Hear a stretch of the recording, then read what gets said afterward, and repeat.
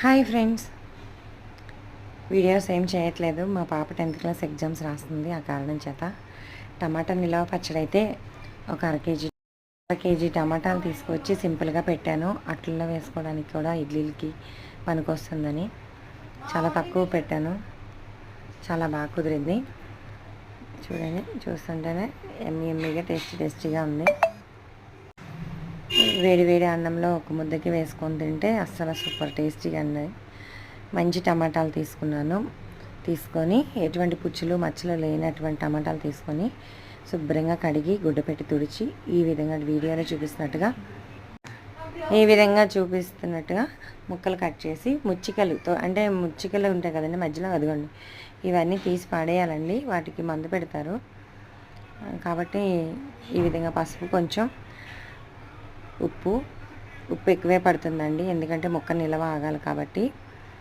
ఇలా 3 రోజుల పాటు కుదిపి మూత పెట్టి దాని తర్వాత తీసి పిండి పేపర్ మీద కానీ లేకపోతే క్లాత్ మీద కానీ బాగా ఎండబెట్టుకోవాలండి. ముక్కల్ని ఎండబెట్టుకున్నది కూడా చూపిస్తాను నేను. చూడండి, అదిగోండి అలా ఎండబెట్టుకున్న తర్వాత మురాల్లాగా అయిపోయినాయి అవి టమాటాలు. నేను వారం రోజులు ఎండబెట్టాను.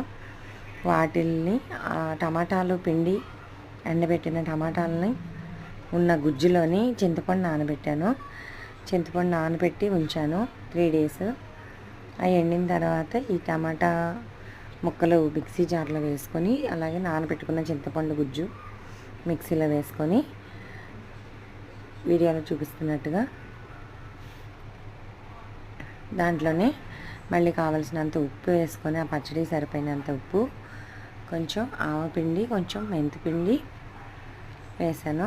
దాని తర్వాత కారం ఎంత తినగలి ఆ టేస్ట్కి సరిపడినంత కారం కూడా వేసుకొని అన్నీ వేసి మిక్సీ పట్టుకోండి.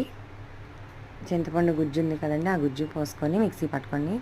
నేనైతే బరకగా పట్టలేదండి, ఎందుకంటే టమాటా ముక్కలు నోటికి తగిలితే పడేస్తారు. దాని తర్వాత నేను మెత్తగా పేస్ట్ చేసుకున్న దాన్ని మంచిగా కొంచెం తగినంత ఆయిల్ వేసుకొని, ఆయిల్ ఎక్కువే పడుతుందండి, బాక్స్లో తీసాను ఫస్ట్ దాంట్లో కొంచెం పచ్చడి మాత్రం తీసుకొని నేను తాలింపు వేసుకున్నాను. చాలా సింపుల్గా ఇంట్లోనే ఇలా ఎండాకాలం వచ్చిందంటే పచ్చళ్ళు పట్టడానికి సూపర్గా ఉంటుంది అనిపించింది నాకైతే. ఇంట్లో పచ్చళ్ళు ఇంకా టేస్ట్గా ఉంటాయి బయట పచ్చళ్ళ కన్నా. చూడండి, తాలింపులు వేసుకొని ఆ తాలింపులోని ఈ పచ్చడిని కలిపి వేడి వేడి అన్నంలో వేసుకొని తింటే సూపర్ అంటే సూపర్ టేస్టీగా కుదిరిందండి పచ్చడి. మీరు కూడా ట్రై చేయండి, చాలా బాగుంటుంది ఇంట్లో టమాటా పచ్చడి.